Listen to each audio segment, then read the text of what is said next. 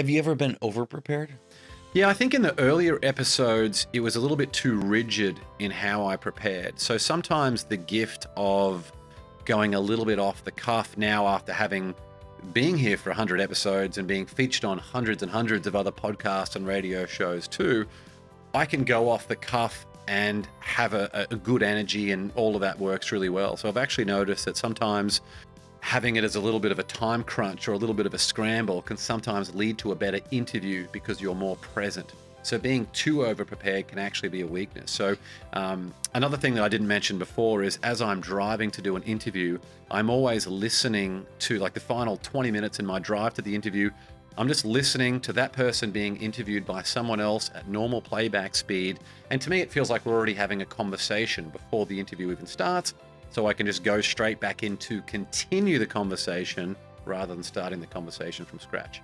So interesting, because I was watching Larry King's documentary, and he talked about how he didn't prepare that much. He actually, the thing that made him great was he was so in that moment, and he asked the questions that came to him right in that moment. So really what you talked about kind of solidifies that. I mean, it's good to prepare, but it's also good to be in the moment and like just be asking those questions that come to you, right? It can go to great sporadic directions organically rather than you being so rigid and having already mapped out the entire story. Yeah. That's just based on your research. It's not based on reality. There's a lot of things that you have not been able to find based on your research that you can only entice and tease out of your guests, like a boxing match, like a dance before you need to have the interview, and all that comes through asking really great questions like, is there a particularly dark day that stands out?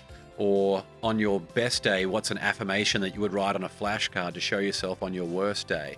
Or what was the mindset around your field of work growing up? Like, these are questions that I've realized get very good, vulnerable answers. And that's why they're a regular presence, even though I try to add in a lot of unique questions too. And sometimes the best questions come from the question you ask that leads to a journey, then you ask into it deeper, right? Huge. Like, tell me about that. Exactly. And Tim Ferriss has talked about this a lot too, and you do it so well. That's why good example. You say, ask somebody that's been on the show, do you have a recommendation?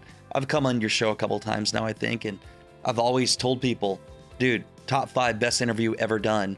And you do that.